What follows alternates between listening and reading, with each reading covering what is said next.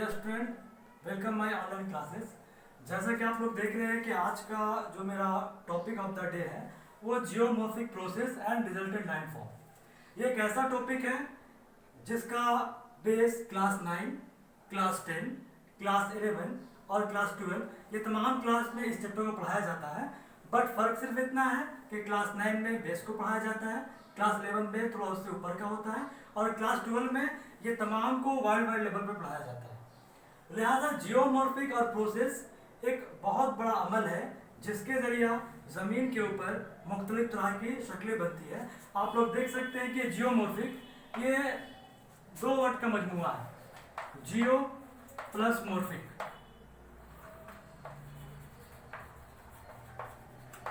जिसमें जियो के माने ज़मीन है और मॉर्फिक के माने मुख्तलिफ तरह की शक्लें हैं।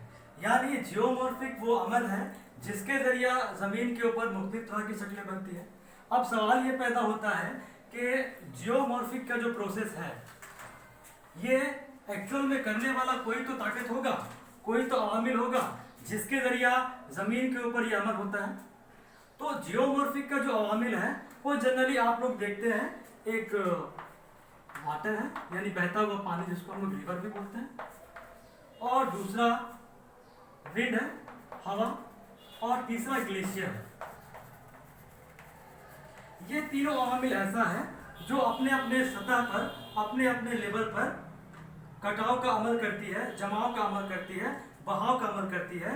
यानी जियोमॉर्फिक का जो अमल होता है वो मैदानी इलाके में पानी के जरिए यानी नदियाँ बहा करती है पहाड़ी से निकलकर, और रेगिस्तानी इलाके में हवा के जरिया, और जो अपर ग्लेशियर जो होता है, जो माउंटेन का हिस्सा होता है जहाँ पे बर्फ जमा होता है, वहाँ पर ग्लेशियर के जरिया जियोमॉर्फिक का प्रोसेस होता है। ये तीनों अवामिल अलग अलग खित्ते में अपने एतबार से काम करती है और ये तीनों काम तीन तरह का होता है। जैसा कि आप लोगों को मालूम है कि जब भी जियोमॉर्फिक का प्रोसेस होगा तो तीन तरह का अमल होगा।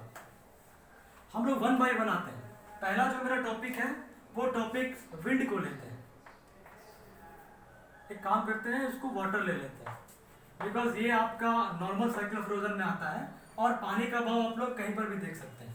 तो वाटर यानी रिवर के जरिया जो भी अमल होता है वो तीन तरह का होता है। रिवर का तीन तरह का काम है। पहला काम क्या है? पहला काम रिवर का है इरोजन। दूसरा काम क्या है रिवर का? ट्रांसपोर्टेशन। और तीसरा काम जो रिवर का है वो है डिपोजिशन।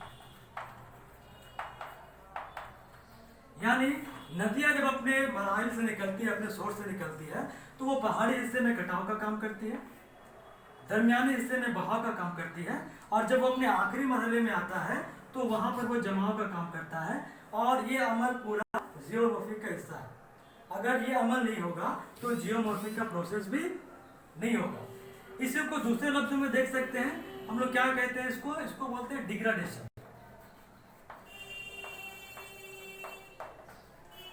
ट्रांसपोर्टेशन का वर्ड चूंकि इस प्रोसेस में नहीं आता है बिकॉज ये एक काम है, बट ये क्या प्रोसेस है। तो डिग्रेडेशन क्या है? मेरा एक इरोजन है, बट ये अमल है और ये काम है। जब ये काम होगा, जब इरोजन का काम नदी करेगा और उसके जरिया जो भी शक्लें बनेगी वो डिग्रेडेशन के अमल में आएगा। दूसरा डिपोजिशन, जिसको हम लोग बोलते हैं एग्राडेशन। एग्राडेशन एक ऐसा अमल है जिसमें कोई भी ना हमवार जमीन, नीचा जमीन जमाव के जरिए हमवार हो जाता है, यानी डिपोजिशन। जमाव के जरिए हमवार हो रहा है यानी वो डिपोजिशन। और इरोजन वो अमल है जिसके जरिए ऊंची जमीन कट छट कर कम ऊंचाई वाली हो जाती है, यानी डिग्रेड हो जाता है। तो डिग्रेडेशन क्या है? इरोजन के जरिए होने वाला अमल है, और ये क्या है? काम है। ये नदी का काम है और ये प्रोसेस है। और ये इसको पेश करने वाला गिलबर्ट है और इसको पेश करने वाला WM डेविस है।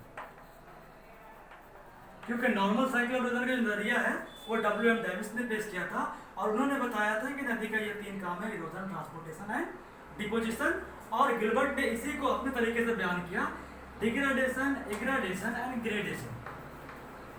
ग्रेडेशन वो अमल है जिसके जरिया ऊंची नीची जमीन हमवार हो जाती है, यानी कटाव और जमाव का अमल जब साथ साथ होता है तो कोई भी ऊंची नीची जमीन जब हमवार हो जाती है तो वो ग्रेडेशन कहलाता है।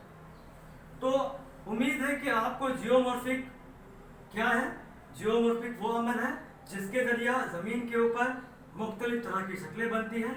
उसको करने वाला अवामिल क्या है, हवा है, पानी है और ग्लेशियर है।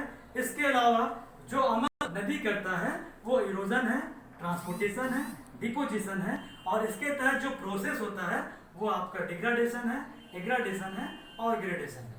तो आज के लिए इतना ही इस क्लास में, ताकि आप लोग ये क्लियर हो जाए कि जियोमॉर्फिक क्या है। जब नेक्स्ट क्लास हम लेते हैं तो फिर आपको बताएंगे कि इसका रिजल्टेंट लाइन फॉर्म क्या है और ये कैसे